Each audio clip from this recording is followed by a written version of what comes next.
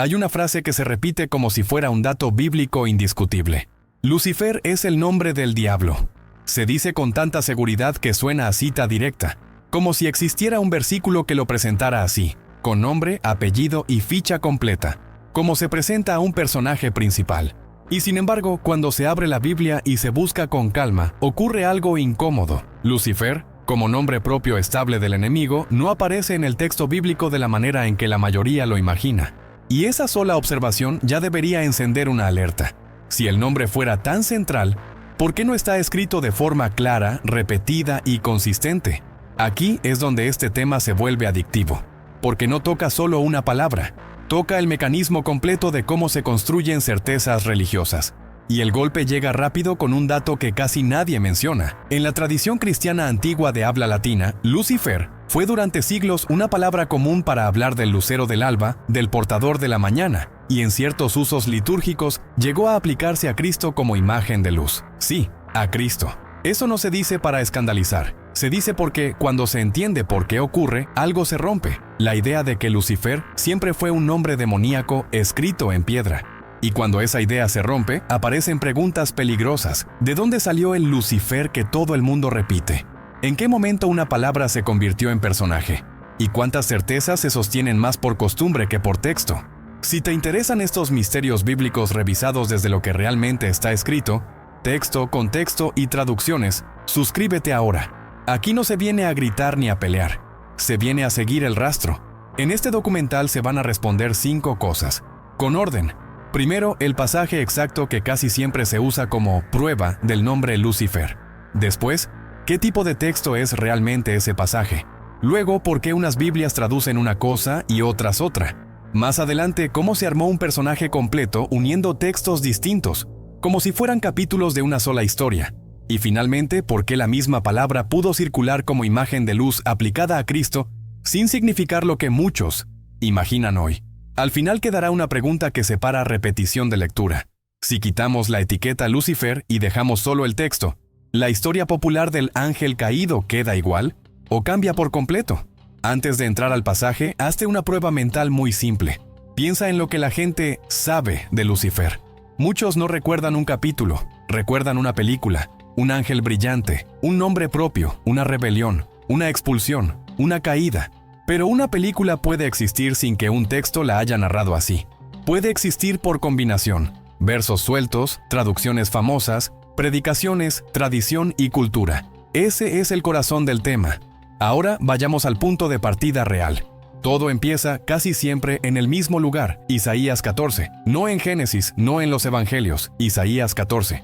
Y eso ya debería llamar la atención, porque muchas personas hablan de Lucifer como si su historia estuviera escrita desde el comienzo, como si fuera un personaje presentado con claridad, con nombre propio repetido en varios libros. Pero cuando vas al texto, lo que encuentras no es una biografía del enemigo. Lo que encuentras es un pasaje con tono literario, mordaz, diseñado para humillar a un poder que se creía intocable. La primera trampa de este tema es que casi nunca se lee Isaías 14 completo. Se recorta, se toma una línea fuerte, se dramatiza, y se presenta como si fuera un reporte literal de un evento espiritual. Pero el capítulo, leído de corrido, cambia el ambiente. En muchas traducciones, Isaías 14 introduce el contenido como un canto de burla, una sátira dirigida a un rey, a un tirano, a un poder que oprimía. El texto no está diciendo, te revelaré un nombre secreto. Está diciendo, mira cómo cae el que se creyó más que todos. La escena es clara. El poderoso cae, y su caída se vuelve pública. Lo que antes inspiraba miedo ahora provoca burla. Lo que antes parecía eterno ahora parece ridículo. Esa es la lógica del pasaje. Y entonces aparece la frase que hipnotiza a millones. ¿Cómo caíste del cielo? Esa sola línea hace que la mente complete el resto. Porque el lector moderno escucha cielo y piensa en un escenario sobrenatural inmediato. Ángeles, tronos, rebelión, expulsión. Pero Isaías, como toda la literatura profética, usa altura y caída como lenguaje simbólico una y otra vez. Subir puede ser ambición. Estar en lo alto puede ser dominio. Caer puede ser derrota, vergüenza, juicio. De hecho, el propio pasaje expone una mentalidad. El texto habla de lo que el personaje decía en su corazón. Y ese detalle es brutal porque revela el motor del poema. No es el nombre, es la soberbia. Subiré, me levantaré, me sentaré, seré semejante. El poema retrata un ego inflado, una fantasía de poder absoluto, una obsesión por estar por encima de todos. Y ahí es donde la burla se vuelve cortante. No importa cuánto subas, no importa cuánto brilles, no importa cuánto intimides, llega un momento en que caes. Y cuando caes, ya no asustas. Te conviertes en advertencia. Entonces, la pregunta correcta no es solo ¿quién cayó del cielo? La pregunta correcta es ¿qué está haciendo este texto? ¿Está contando una biografía literal? ¿O está usando imágenes para humillar a un poder arrogante? Porque el género importa. Una sátira profética no se lee igual que una narración histórica. Si se ignora eso, el texto se convierte en una pantalla donde el lector proyecta una película ya aprendida. Y aquí viene algo todavía más incómodo. Isaías 14 no habla en el vacío. Está rodeado de oráculos, de juicios, de lenguaje de derrumbe contra estructuras de poder. Es literatura de confrontación. Es el tipo de texto que usa símbolos grandes para exponer la arrogancia humana. Hasta aquí, el pasaje puede sonar fuerte, pero todavía no aparece Lucifer como nombre. Todavía, el detonador real viene en un solo verso. Isaías 14:12. Ahí es donde el tema explota, porque algunas Biblias en español lo traducen como ¿cómo caíste del cielo, lucero, hijo de la mañana? Y otras, influenciadas por una tradición antigua, lo imprimen como ¿cómo caíste del cielo, Lucifer? Aquí ocurre el giro psicológico más importante del video. La gente no reacciona igual ante lucero que ante Lucifer. Lucero suena a imagen, Lucifer suena a persona. Y ese cambio sucede por algo tan simple que parece insignificante: la mayúscula. La mayúscula no solo ordena la lectura, la mayúscula crea identidad. No es lo mismo leer Lucero, hijo de la mañana, que leer Lucifer, hijo de la mañana. En el primer caso, el cerebro entiende metáfora, brillo, amanecer, resplandor. En el segundo caso, el cerebro entiende personaje, nombre propio, identidad fija, biografía. Ahora viene la pregunta inevitable. Si es tan bíblico, ¿por qué depende de una traducción? Porque en el texto hebreo no aparece un nombre propio, presentado como identidad personal del enemigo. Lo que aparece es una expresión poética asociada al brillo y al alba, dentro de un poema de caída, una imagen literaria. Entonces, ¿de dónde sale Lucifer? De una tradición de traducción. En latín, Lucifer podía significar portador de luz, o lucero del alba. Era una palabra común, una forma de hablar del brillo que anuncia la mañana. Cuando ese verso se traduce al latín, la imagen del lucero puede quedar expresada con esa palabra. Al principio, eso no era ponerle nombre al diablo, era traducir una imagen. El problema llega después, cuando una traducción se vuelve dominante durante siglos, porque en ese momento la gente deja de percibirla como traducción, empieza a sentirla como original. Y cuando el original parece decir un nombre propio, la imaginación hace el resto. Así nace el Lucifer cultural. No necesariamente del hebreo como nombre oficial, sino de una combinación de traducción, repetición y lectura heredada. Y aquí vale hacer una pausa muy práctica. Si alguien quiere comprobar esto sin ser experto, basta con algo simple: abrir Isaías 14 en 2 o 3 Biblias distintas y leer el párrafo completo, no solo el verso. En una versión verás lucero, en otra quizás veas Lucifer, en otra estrella de la mañana. Y entonces la pregunta cambia. ¿Qué estoy leyendo aquí? ¿Un nombre o una imagen? Y si esa comparación ya incomoda, hay una segunda comparación todavía más fuerte. ¿Por qué la Biblia sí usa nombres y títulos muy claros para hablar del adversario, y casi nunca usa Lucifer como nombre repetido? Porque cuando la Biblia quiere hablar del enemigo, suele usar otros términos: Satanás, diablo, tentador, acusador, serpiente antigua. Y aquí hay otra capa del misterio. Muchos de esos términos son títulos o descripciones, no necesariamente nombres propios en el sentido moderno. Satanás, por ejemplo, en varios contextos funciona como adversario o oponente. Diablo funciona como calumniador o acusador. Es decir, incluso aquí la Biblia trabaja con lenguaje funcional, con roles, con descripciones. Lo cual hace todavía más extraño que la cultura popular esté obsesionada con un nombre propio definitivo, que no aparece de forma consistente como tal. Entonces, la pregunta se vuelve más grande. ¿Por qué la mente humana necesita un nombre? Porque un nombre da control. Un nombre parece explicar. Un nombre convierte un misterio en personaje. Y cuando algo se convierte en personaje, se vuelve narrable. Tiene origen, motivación, caída, guerra. La narrativa tranquiliza, incluso cuando habla del miedo. La narrativa da estructura, Y esa necesidad humana de estructura es parte de lo que alimentó el rompecabezas. Si este punto te está sorprendiendo, deja tu me gusta y revisa la tarjeta que aparece arriba. Ahí hay otro video del canal donde se ve cómo una sola elección de traducción puede cambiar por completo la lectura de un pasaje. Ahora, el segundo motor del mito, el rompecabezas. Porque casi nadie se queda solo con Isaías 14. La lectura popular arma una historia completa, y para armarla necesita más piezas. La segunda pieza clásica es Ezequiel 28. Ese capítulo habla contra un poder concreto, Tiro. Habla del príncipe y del rey con un lenguaje intensísimo. Belleza, riqueza, altura, caída. Hay imágenes tan grandes que el lector piensa, esto suena más que humano. Además, el pasaje usa lenguaje que evoca escenarios elevados, incluso imágenes de Edén y de perfección. Y eso dispara una lectura inmediata. Si suena a paraíso y a caída, entonces debe estar hablando del mismo personaje. Pero Ezequiel 28 también es profecía, también es oráculo, también usa exageración y metáfora como parte del golpe. En la literatura profética, describir a un gobernante como en lo alto es una forma de exponer su soberbia. Pintarlo como perfecto es una forma de volver su caída más humillante. Es lenguaje de choque, no necesariamente un reporte biográfico literal. El problema aparece cuando el público convierte ese lenguaje en biografía literal sin distinguir género. Y cuando eso sucede, el rompecabezas ya no es una herramienta, es una prisión. Porque una vez que el rompecabezas está armado, se vuelve invisible. La gente ya no sabe qué parte viene de Isaías, qué parte de Ezequiel, qué parte del Apocalipsis, qué parte de una predicación, qué parte de una tradición medieval, qué parte de cultura popular. Todo se siente como una sola cosa. Todo se siente escrito. Y aquí está el secreto del mito. Una historia repetida por siglos deja de sonar como interpretación. Empieza a sonar como evidencia. Entonces, el público hace lo que haría con cualquier historia que ya conoce. Busca confirmación. Cualquier frase sobre caída se vuelve otra escena. Cualquier símbolo de estrellas se vuelve otra prueba. Cualquier imagen de tronos se vuelve otro capítulo. Y así el personaje se alimenta solo. Y en ese rompecabezas hay 3 pasajes que casi siempre se invocan como si fueran la confirmación final. 1. La serpiente de Génesis. Muchísima gente da por hecho que la serpiente del jardín se llama Lucifer. Pero si vuelves al texto, esa identificación no está escrita de forma directa. El relato habla de la serpiente como figura de tentación y engaño. Más adelante, en la tradición bíblica, esa figura se conecta con el adversario, con el acusador, con el enemigo. Pero el nombre Lucifer no aparece en Génesis. Y este detalle es importante porque muestra el mismo patrón.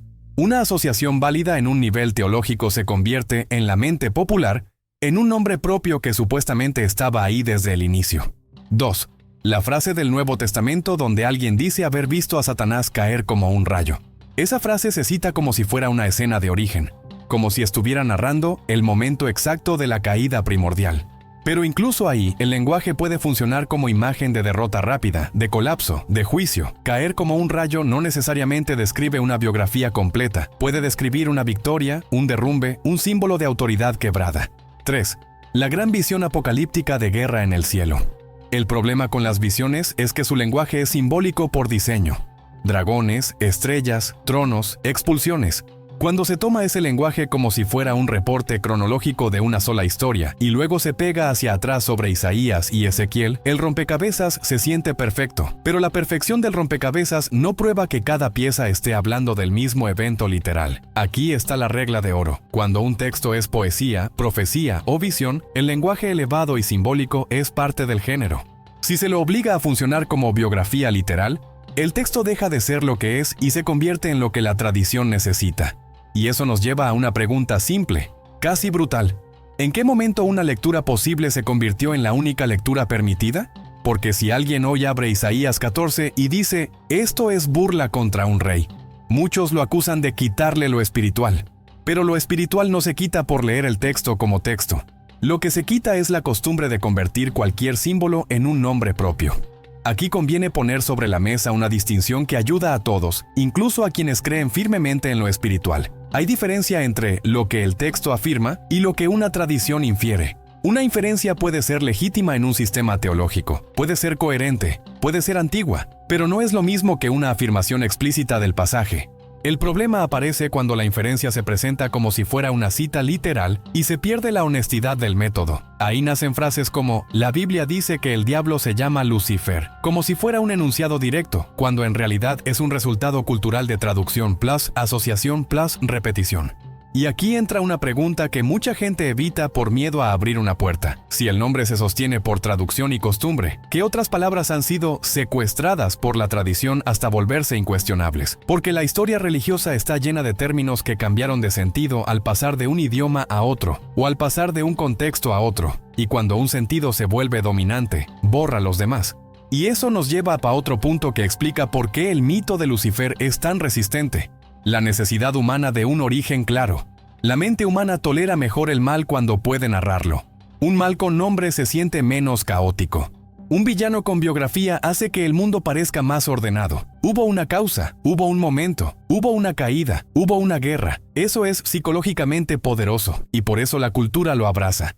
Pero el texto bíblico muchas veces no satisface esa necesidad con un capítulo de origen claro y único. El texto habla de adversario, de tentación, de acusación, de rebelión, de juicio, pero no siempre entrega una biografía cinematográfica. Y donde el texto deja espacio, la tradición construye.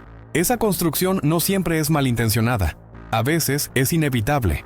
El problema es cuando, siglos después, la construcción se presenta como si fuera exactamente lo que el texto dijo, sin espacio para distinguir. En el fondo, este tema tiene 3 señales que ayudan a detectar cuando una interpretación se volvió costumbre. Primera señal, una palabra se imprime con mayúscula y el lector asume que es nombre propio. Segunda señal, se cita un verso aislado sin leer el párrafo, y el verso empieza a decir cosas que el contexto no sostiene. Tercera señal, se mezclan géneros distintos, poesía, profecía, visión, como si fueran capítulos de una narración lineal. Cuando se ven esas 3 señales juntas, el lector casi siempre está frente a una tradición poderosa, no necesariamente frente a una afirmación literal del texto. Y aquí viene el gancho más práctico del video. Cualquiera puede comprobar el mecanismo sin ser experto. Solo hay que hacer el experimento más simple: leer Isaías 14 completo en voz alta, como poema de burla, y preguntar, ¿a quién está atacando el texto? Luego, leer Ezequiel 28 completo, dentro de sus oráculos, y preguntar, ¿a quién está confrontando el profeta? Luego comparar traducciones en Isaías 14:12 y preguntar, ¿estoy leyendo una imagen o un nombre? Si después de ese experimento alguien sigue creyendo que Lucifer es un nombre propio bíblico, escrito de forma directa, al menos lo creerá con conciencia de método. Y esa conciencia es exactamente lo que este canal busca. No reemplazar la fe, sino reemplazar la repetición por lectura. Y todavía hay una pieza más que explica por qué el público siente que la historia del ángel caído está completamente cerrada. El trasfondo de tradiciones antiguas que circulaban alrededor del judaísmo y del cristianismo temprano. En el periodo conocido como Segundo Templo, por ejemplo, circularon relatos y tradiciones sobre seres celestiales rebeldes, sobre caídas, sobre corrupción y juicio. Algunos de esos relatos aparecen en textos antiguos que no forman parte del canon bíblico de muchas tradiciones, pero que influyeron en la imaginación religiosa. Historias de vigilantes, de transgresión, de castigo, de nombres, de jerarquías. ¿Y qué pasa cuando una comunidad ya tiene ese trasfondo cultural?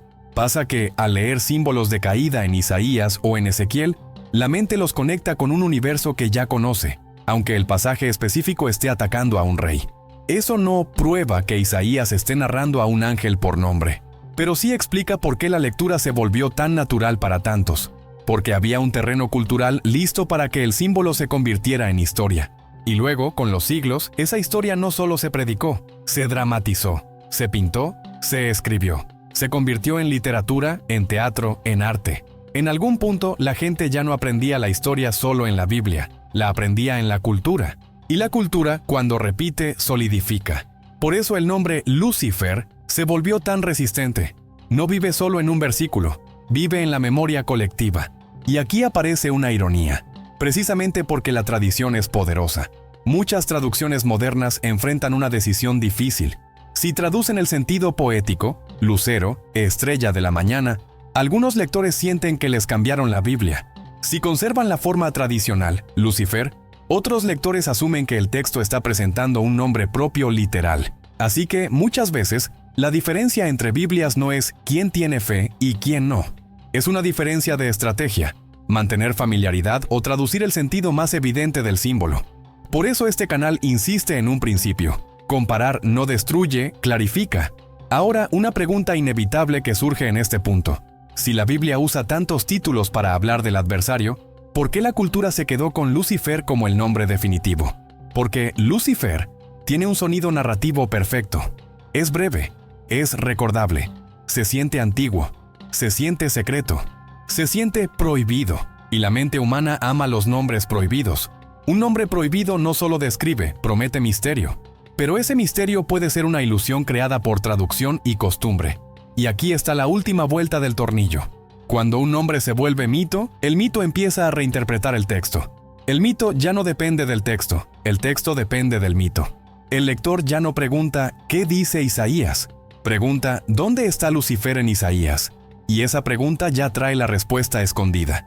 Eso es lo que significa no está escrito. No significa que no exista nada espiritual.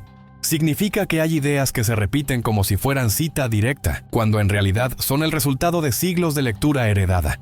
Y al entender eso, la pregunta final se vuelve todavía más personal, sin necesidad de ser agresiva. Si hoy se descubriera que una de tus certezas más repetidas no está escrita como pensabas, ¿cambiarías tu forma de leer? ¿O preferirías seguir repitiendo para no abrir esa puerta? Entonces, ¿qué se puede afirmar con seguridad, sin necesidad de inventar, exagerar o pelear? Se puede afirmar esto. Primero, Isaías 14, leído en su contexto, funciona como burla y poema de caída contra un poder arrogante. Su lenguaje es literario, simbólico y diseñado para humillar la soberbia. Segundo, la expresión del verso se comporta como imagen poética asociada al amanecer y al brillo, no como presentación directa de un nombre propio personal del enemigo. Tercero, Lucifer aparece como forma latina vinculada a tradiciones de traducción. Su percepción como nombre propio del enemigo se endureció con el tiempo por repetición, mayúsculas y cultura. Cuarto, la lectura popular armó un personaje completo uniendo pasajes de géneros distintos como si fueran capítulos consecutivos de una sola historia. Ese armado puede funcionar como narrativa, pero no es lo mismo que decir, esto está escrito así, literalmente en un solo pasaje. Y aquí viene la línea más delicada de todo el documental. Una cosa es creer en la realidad espiritual del mal. Otra cosa es afirmar que un nombre específico, Lucifer, como nombre propio bíblico estable, está escrito como tal, cuando lo que hay es una cadena de traducción, lectura y tradición. Cuando una certeza depende de traducción plus mayúsculas, plus repetición cultural, ya no es lo mismo que una cita directa. Y ahora, el cierre. Después de seguir el rastro sin atajos, el patrón queda claro. Un poema se leyó como biografía. Una metáfora se imprimió como identidad. Una traducción se volvió nombre. Y un rompecabezas de textos distintos terminó sonando más bíblico que el texto en su propio contexto. Por eso la pregunta final no es ¿quién es Lucifer? La pregunta final es ¿qué pasa cuando una comunidad deja de leer y empieza a repetir? Y ahora, para abrir el debate sin insultos y sin guerra de comentarios, una pregunta directa.